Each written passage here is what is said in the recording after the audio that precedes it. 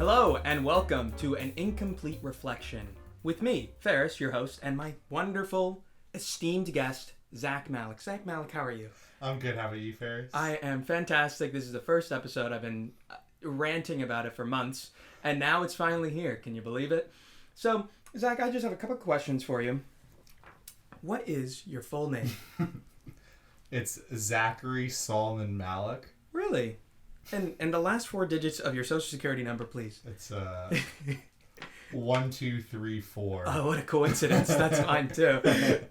I wonder if people actually have that as their last one, and you can't believe it. Someone probably does. But then when you say when they say their number to someone else, they don't believe you, and they're like, "What's really your last four digits?" Yeah, and then it's like, "Yeah, I can't tell you." All right, so let's go back to your name. So Zachary Solomon Malik, and I think it's interesting because you're someone who goes with Z-A-C-K and not Z-A-C-H. Do you think you're better than those people? No, but I think Zack, Z-A-C-K, is much better than Z-A-C-H. But I think Zachary is better with Z-A-C-H than Z-A-C-K. There's a hierarchy, I understand. And this is the real one. So your name is Zachary Solomon Malik. I keep wanting to repeat it because it's funny. Do you think your name fits you in a way when people see you, you're like, yep, that makes sense? Yeah, I think so. You think so? Yeah. Because I think your name is a bit of a combination of different aspects, you know?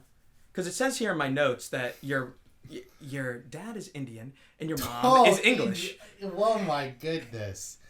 I think we might have to cut this podcast a little short with this information. What's the problem? That's what the notes don't lie. No, your notes are a bit off. I will say that. So tell the audience what is it? How am I wrong? In what way could I ever be wrong? So my dad's Pakistani, but then my mom is Irish German. Oh, okay, yeah. I was pretty close though. I think the notes were just a little bit a wee bit off, as the Irish would say. Yeah, no, but I I think it's funny because you also said recently that your dad's family also lives in Ireland, but they're Pakistani, but they have Irish accents. Yeah, it's like the last people you would expect to have an Irish accent. So it gets me sometimes. You just laugh when I would never laugh. Oh, okay. But like in the back of my mind, like. I'm just like, why is there an Irish accent? I'm just like, oh yes, that's where they live. My cousins, yeah, and that's why they have an Irish accent. Yeah, they live there on purpose. Can you believe it? I would also say for your name, what was the choice in your middle name? Because I think that's always interesting. Because it's like they want to give it to you, but they can't. People when they give the middle name, it's like they want to give it to you, but they know that it's not the perfect first name. Yeah. Or do you disagree? What do you have to say? No, I think it's like the middle name is like to have some importance. Like if there's a familiar, what's your middle name, huh? No, I can't answer that. Oh, no, Zach, now you're gonna get me in trouble. Ooh. There's gonna be an episode. I don't know when, and I don't know how, and I don't know by who will be the interviewer of me. But they will. It will be a reverse podcast, and they will be asking me all these questions, so I can't answer it at this time.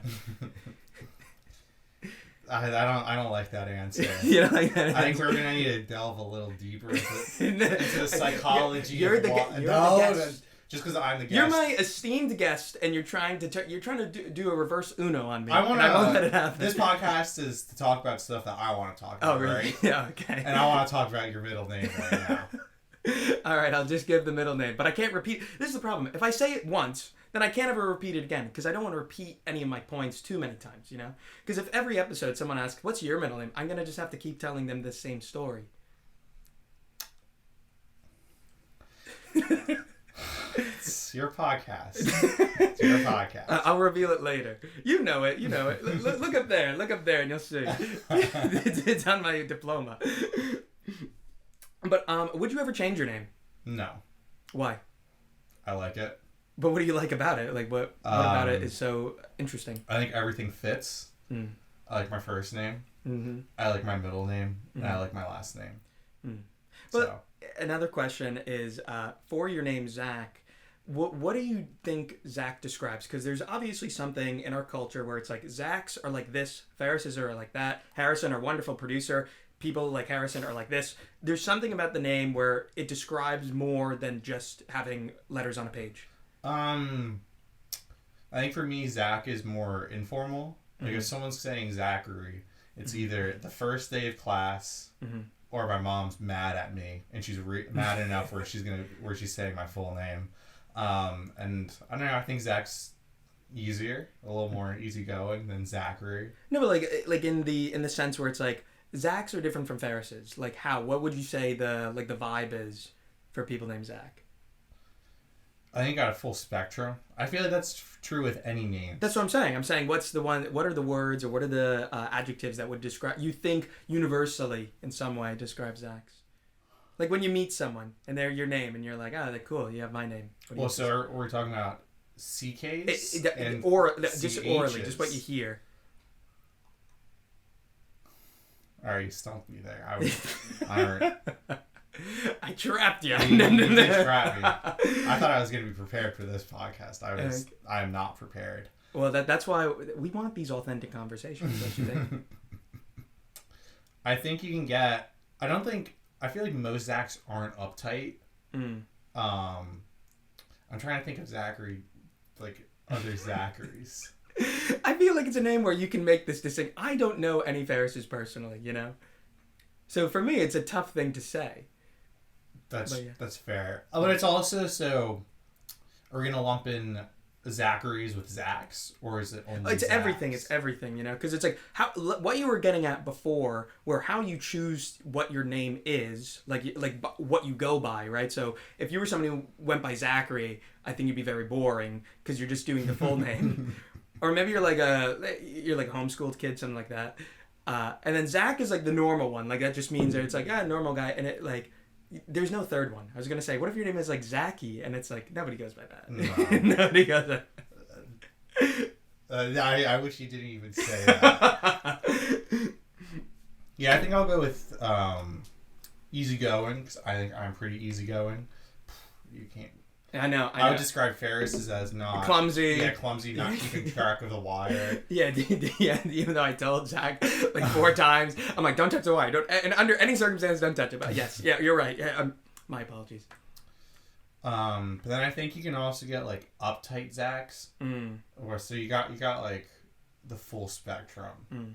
I like to think I'm in the middle of that. You're in the right. Well, that's where you want to be most of the time. I feel like you don't want to be like too hot or too cold. You want to be just right, or too soft or too hard, or just right. Just like, what's her face? The girl with the 3 bears. I'm blanking on her name. Goldilocks? Goldilocks, yeah. I thought you were trying to say like a real person. Yeah, I was going to say, like, I should have said Edith. Yeah. All right, so that was the end of the name game. Now we're going to shift to the custom section. We'll be right back.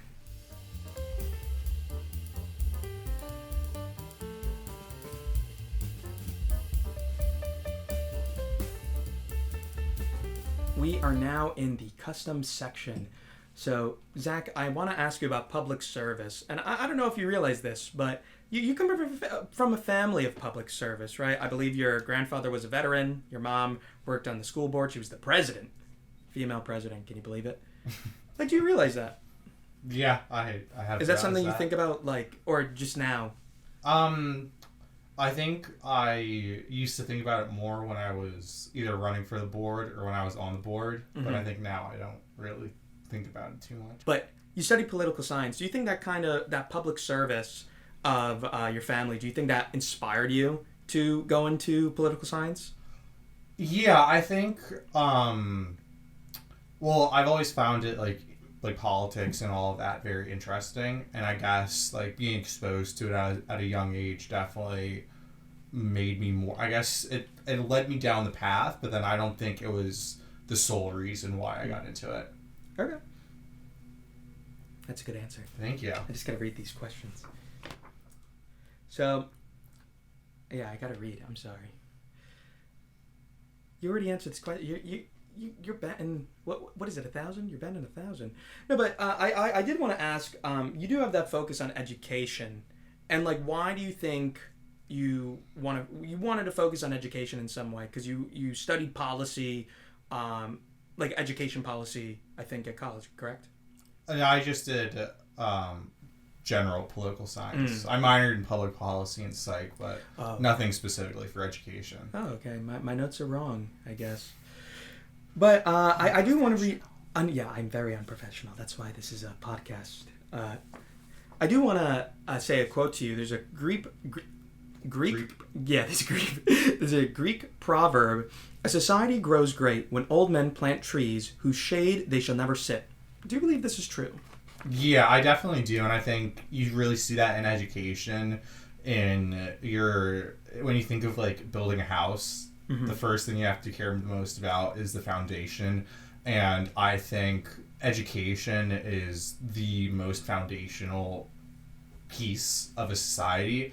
I think the values that you instill in children and just making sure that they're educated and are able to have like a critical lens of the world is extremely important, because then it allows them to attempt and face the challenges that they're going to have to deal with when they're older with like a much better, I guess, skill set to face it.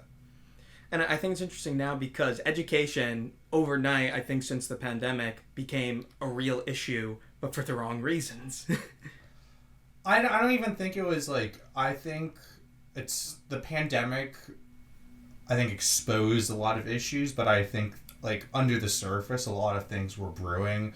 And I think especially when you kind of look down at states like Florida and other ones that are restricting education, it's kind of very concerning. Not even kind of, it is very concerning to society. But I think it's true that a lot of schools, a lot of people will say that our education system is broken. But when you ask them, how was your education? They're like, fine, can't complain. Don't you think it's a bit of a paradox when you talk to... I think especially very educated people, they say that. Like people who've gone to college and whatnot, and it seems as though that they see there's issues not in their community but other communities. I think it's a mix of two things. I think on one hand, it's you can have a good education but recognize its flaws. But then on the other hand, you want to kind of tell yourself that my experience was the good experience, and there's issues with like it's not my problem, it's other people's problem. Because it's like, if my education was terrible, I'm a dummy. Yeah. Nobody wants to admit that they're a dummy. Well, we're not. Our education was great. Can you believe it? That was great. Yeah. So let me just ask you a really important question. Are you a God-fearing man? Wait, actually, no, I misread that question. Do you like key lime pie? I do like key lime pie. Oh, good. I just wanted to check. Let's actually shift to another topic now. So I think you and I are very much alike in many ways, but in some ways, some more than others. Where our moms are both Irish Catholic, and then our fathers are brown. And I want to know, when you walk about in the world and you're like, hello, my name is Zack, I want to know how often you get the question, oh, what are you? I get a decent amount. I think everyone, I sometimes get the guessing game. My sister more than I do. My sister gets a very like wide variety of guesses. But it's definitely common. I think people kind of view me at times as just racially ambiguous. So then, or they make assumptions of what I am. So yeah, it's very common. It's the best question, you know? Where it's like, where are you from? It's like, oh, New Jersey. It's like, no. Where are you really from? And it's like, New Jersey. Like Bridgewater. You ever heard of it? I don't think so. So, just keep going. When you look at your own identity, who do you see yourself more, like, what do you see yourself more as? Closer to your mom, closer to your dad, like, racially and identity-wise? This is a bit of a cop-out answer, but I kind of view myself as 50-50, in a sense a swirl. I think growing up mixed, I think I feel more Western, just because that's the environment I've grown up in New Jersey, suburban New Jersey too. But I don't think that one side dominates the other. I think it's kind of a coexistence of how I view the world and how I view myself through those lens. Mm-hmm. No, I think I'm on the same page because I'm like, I hate waiting in lines and I love looking for deals, but I won't wear sandals in public. So. I love spicy food, but I also love a good macaroni salad. This is not on the list. Have you had meatloaf before? I have had meatloaf. I've never had meatloaf. I don't understand what it is. It's meatloaf. It's meatloaf. That's literally what it is. I still don't understand. So, another question. You said you pointed out you feel more Western in many ways. Do you feel that you're an American most of the time, or do you think you're something else? I think I only view myself as I only view myself as an American, but I don't think that contradicts me viewing myself as Pakistani. I think those two coexist. Mm-hmm. Yeah, that's a good answer. I keep wanting to say like I don't have any because you're not making me pry more questions out of the one answer because you understand how to be on a podcast, you know. I'm happy. Yeah. So, another question. You finally like America. I've always liked America. No, the band. Oh, the band. Yes. Yes. The band. Yes, the band is good. Now you finally like it.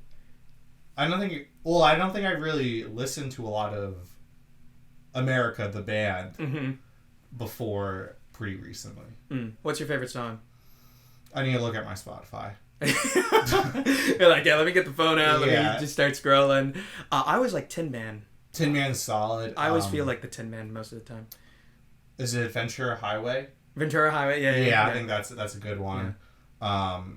There's one with a horse in the name. A horse with no name, yeah. Oh, look! Yeah. I was close. I was really close. Like, you said it, it's like a horse in the name, and you're like, there's a horse, and it's like, it's so close, but it's like by accident, you know?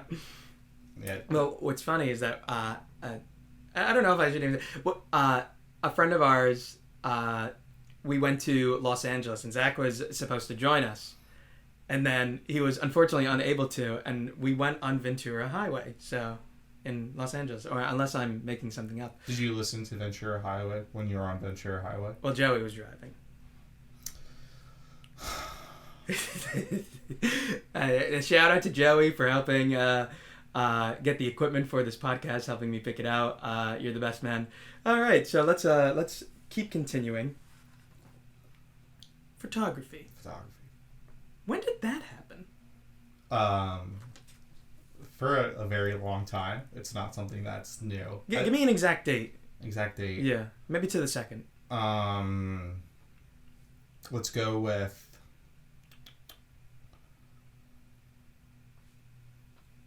October 24th, 2003 at 2:45 2:45 p.m. p.m. 34 seconds. So you've been hiding it from us. For 20 years. Yes. No, but seriously, when did you get into it? Was it always like even as a kid? I like taking not really as a kid. A kid as in like I would say, like maybe around like intermediate school. I started finding it interesting, but it was never something that like I really got into. One year I got a camera as a present, and I still have that camera, and I still use that camera. It's very sentimental. Yeah, sentimental. It's a good camera, but I have better cameras now, so I don't really use it that often. But I think it's kind of just, I think it's something that's ebbed and flowed in how much I like take an interest in. And I think when I was younger, I was like kind of interested in it, but I never really delved into it. But I think more recently, I've like delved a lot more into it. Mm-hmm. And I remember when we went up to Albany. Great, I love Albany. When we were driving back, you were inebriated. Yeah. And you were talking about how you now use a film camera, and why do you like the film camera better than the digital camera? So I think so I have like a DSL or a mirrorless camera, and then even with my phone, I feel like with both of those, I really want to get the perfect shot. Mm-hmm. So that means I'll take the photos and then I'll immediately look, and I just want to check. I just want to make sure it's good. but I feel like at times that takes me out of the experience. And so I feel like with film, there's no way to look at it until you finish the roll, you get it off to developed, and then you finally get the film pictures. So I feel like it allows me to be more in the moment, but then also still be able to enjoy photography. Mm-hmm.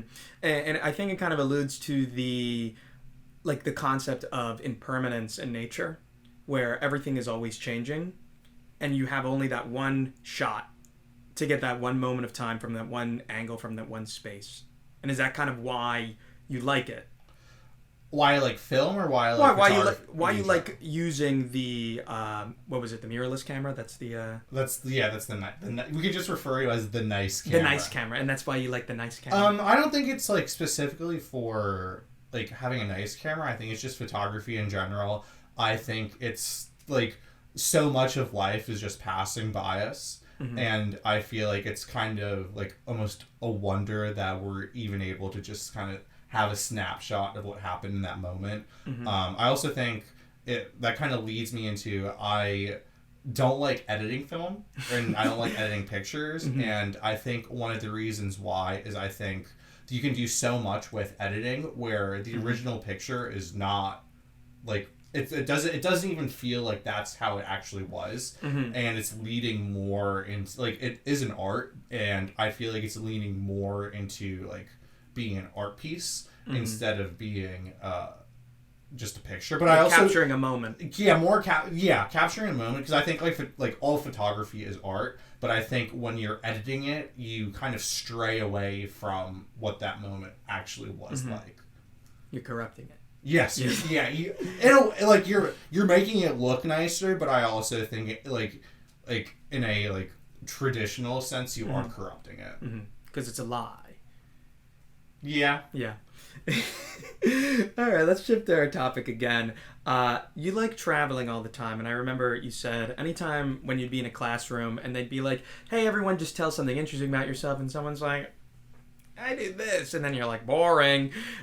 You always say you like to travel, and why was that your go-to? I would always get nervous when we would have to do the little fun fact. Yeah. And so it was an easy one. But I also think it's true. I think I love traveling. It's something I have been very blessed to have been able to do since I've been very young. Like, for example, we'll go down a list. You've been to China, Australia, Turkey, and most recently, Canada for the ski trip. So, did you like how I said Canada? Yeah, I said it like a French Canadian, or like a French person, because that's the cadence how they want to say it. But what do you think you actually gain from traveling?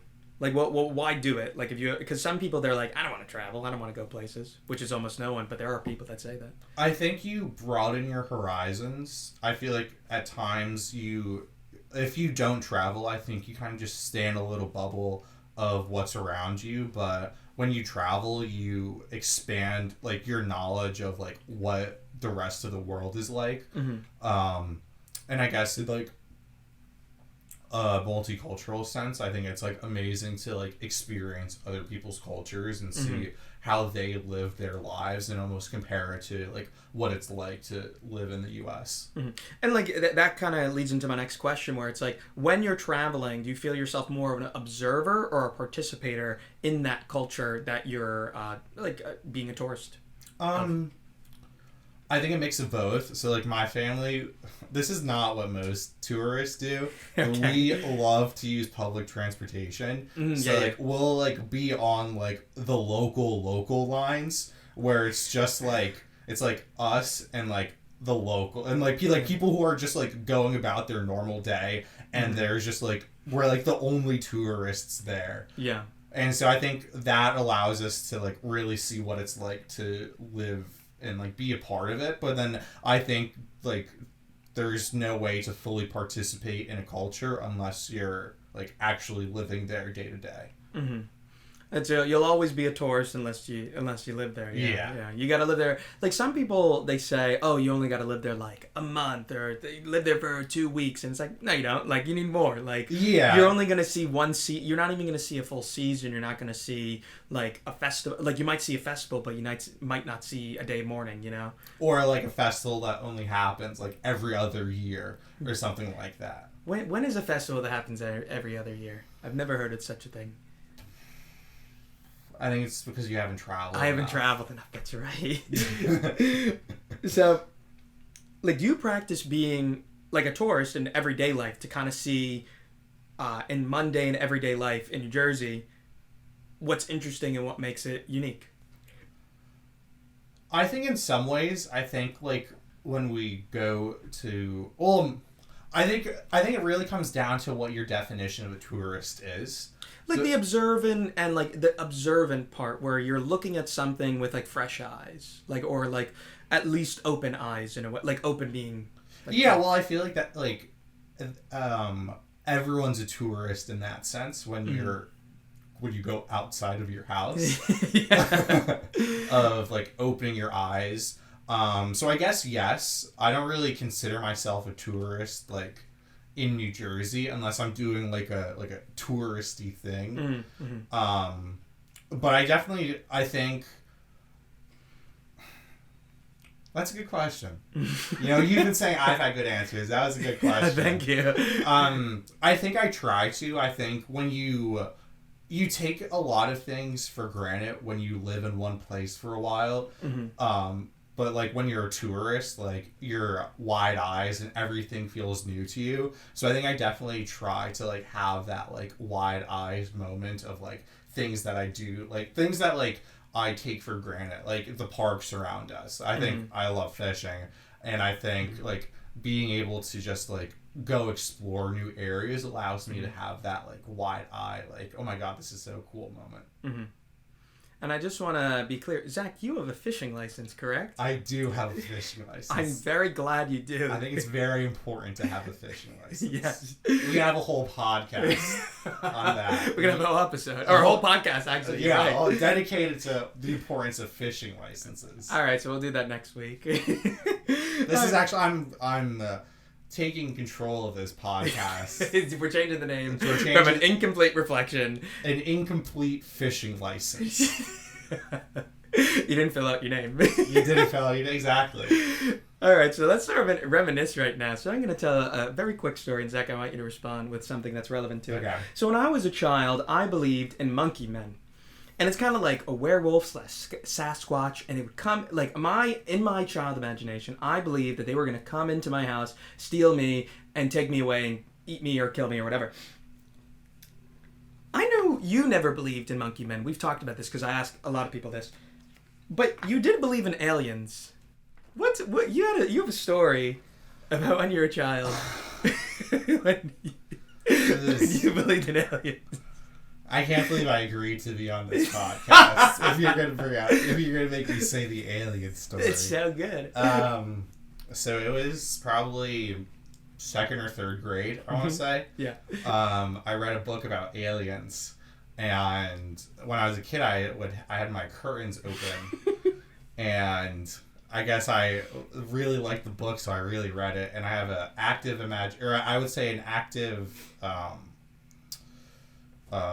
why am I blanking on this? Dreams. I have a very active dreams. Yeah. And one of the dreams I had was aliens landed outside my backyard, and they burned a circle for like where in my yard from where their alien ship landed. Yeah. And then I got scared, and then I started closing my curtains. Yeah, they still close. I still close my curtains. Well, like I'm not as religious about closing my curtains. I think I close my curtains now because I like it to be dark and not to be woken up early from the sun. And it's all because you believed in aliens. Such a wonderful story, Zach. Thank you for sharing that. And we are going to move on to the silhouette. So stick with us.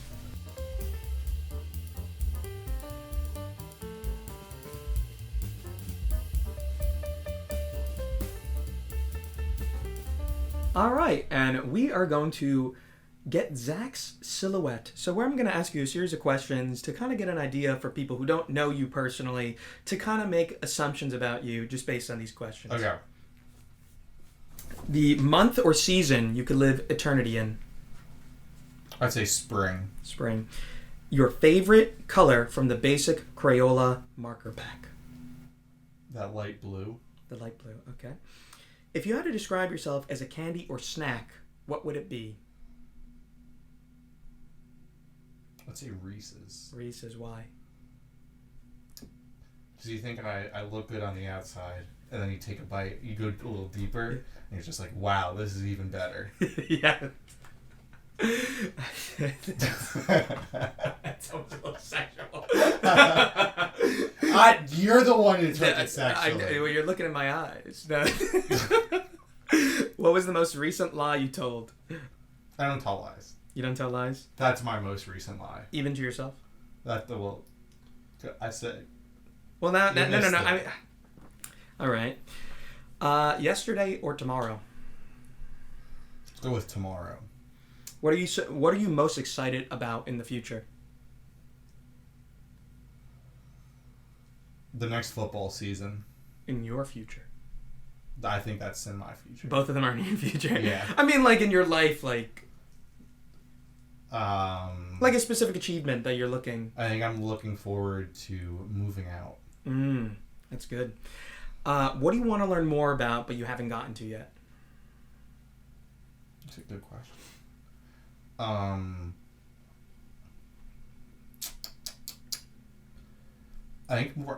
feel like there's so many areas of history that I want to delve deeper into. Mm-hmm. So I'll go with that. Okay. If you could visit any place and time as an invisible tourist, when and where would it be? I would say like the height of like either the Greek or Roman empires. I think those would be very cool to just see what it was actually like instead of what we think it was like. Because they're like ancient people, but in many ways they seem very real to us because it's like in the West we see them as like the founders of our civilization. So yeah. And we've heard so many stories, like since there's so much like recorded history, so I think it would be very cool to see how much of that recorded history actually is true. Like how it lines up. Yeah. Or I'll go with the second answer. Okay. Getting greedy. I am getting. Yeah. I can do this a long time. I would say the debates surrounding like the Constitution and like being like not in like the main room but in the back rooms, because I think actually seeing those backroom dealings would be really cool. The most important or helpful advice you ignored? Don't take things too personally. You take everything personally? I sometimes I take it a little too personal, but I need to. So I think that's advice that I sometimes don't pay attention to. Yeah, that's a good one. That's new advice from the podcast. From Zack to you. Describe your exact opposite in 5 words. And it can't all be like negative things where it's like fat, big, and mean. Short. No. Like adjectives that like describe you. 5 words. That's tough. Or just give a couple. I'd say uptight. Mm-hmm. Not funny. That's not an adjective. But yeah, I'll take. We'll accept it. Yeah. Mean. Okay. That was on the list that I specifically said you can't put. Hateful. Hateful, perfect. Yeah, lovely. I think that's good for now. All right. And then last part of your silhouette, what is something you believe to be true but found out wasn't? Santa Claus. I was about to say, don't say Santa, please. I wanted to say it, but I'm like, oh, Zach's going to give me a real answer. All right. Like, it could just be about, like, something very mundane, you know? I think the people you look up to are human. So they're everyone's flawed. So that's kind Oh, of... so you believe that they were more than human. Yeah. Okay. Yeah. All right. Very good stuff. And now we're approaching the final question, and it's a very simple question. Is there anything else you'd like to say? If you're going to go fishing, make sure to get your fishing license. That's great advice. I appreciate you telling that to our audience. So I would like to thank Zack Malik for joining us today on An Incomplete Reflection. And thank you to the audience for listening. And we will be back with another guest at another time.